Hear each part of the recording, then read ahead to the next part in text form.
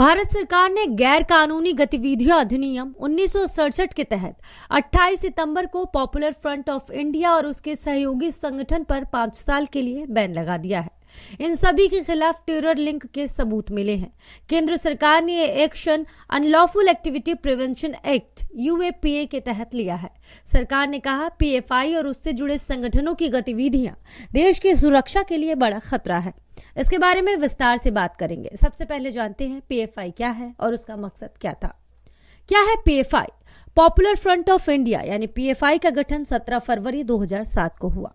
ये संगठन दक्षिण भारत के 3 मुस्लिम संगठनों का विलय करके बना। इनमें केरल का national democratic front, Karnataka forum for dignity और तमिलनाडु का मनीथा नीति पसराई शामिल थे। पीएफआई का दावा है कि इस वक्त देश के 23 राज्यों में यह संगठन सक्रिय है।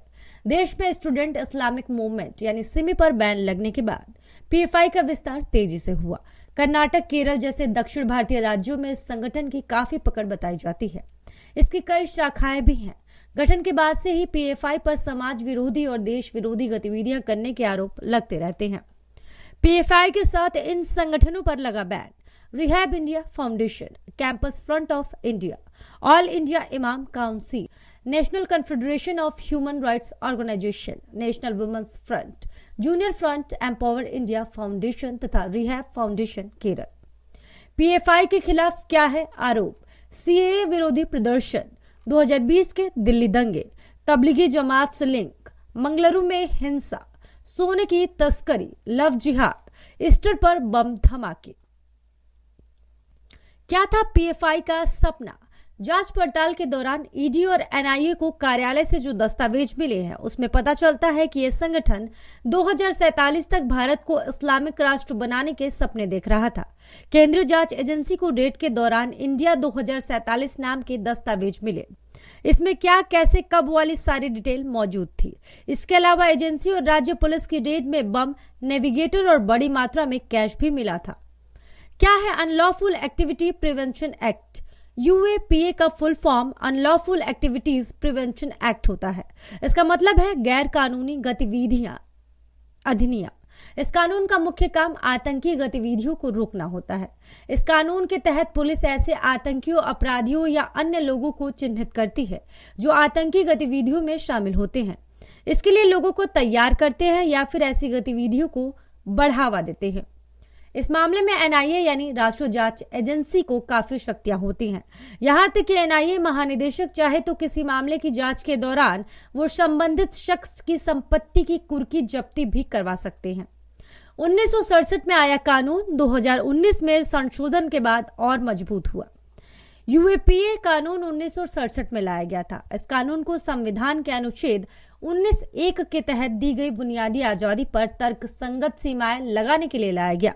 पिछले कुछ सालों में आतंकी गतिविधियों से संबंधी पोटा और टाडा जैसे कानून खत्म कर दिए गए, लेकिन यूएपीए कानून अब भी मौजूद है और पहले से ज्यादा मजबूत है। अगस्त 2019 में इसका संशोधन बिल संसद में पास हुआ, जिसके बाद इस कानून को ताकत मिल गई कि किसी व्यक्ति को भी जांच के आधार पर आतंकवादी घोषित किया जा सकता है। पहले ये शक्ति केवल किसी संगठन को लेकर थी, यानी इस एक्ट के तहत किसी संगठन को आतंकवादी संगठन घोषित किया जाता था। सदन में विपक्ष की आपत्ति पर गृह मंत्री अमित शाह का कहना था कि आतंकवाद को जड़ से मिटाना सरकार की प्राथमिकता है, इसीलिए यह संशोधन जरूरी है। इस कानून के तहत किसी व्यक्ति पर शक होने मात्र से ही उसे आतंकवादी घोषित किया जा सकता है। इसके लिए उस व्यक्ति का किसी आतंकी संगठन से संबंध दिखाना भी जरूरी नहीं होगा। आतंकवादी का टैग हटवाने के लिए उसे कोर्ट की बजाय सरकार की बनाई गई रिव्यू कमेटी के पास जाना होगा। हालांकि बाद में कोर्ट में अपील की जा सकती है। कानून की कई धाराओं में कठोर प्रावधान। यूएपीए में धारा 18, 19, 20, 38 और 39 के तहत केस दर्ज होता है। धारा 38 तब लगती है जब आरोपी के आतंकी संगठन से जुड़े होने की बात पता चलती है। धारा 39 आतंकी संगठनों को मदद पहुंचाने पर लगाई जाती है। इस एक्ट के सेक्शन 43D(2) में किसी शख्स की पुलिस कस्टडी की अवधि 2 गुना करने का प्रावधान है। इस कानून के तहत पुलिस को 30 दिन की कस्टडी मिल सकती है। वहीं न्यायिक हिरासत 90 दिन की भी हो सकती है।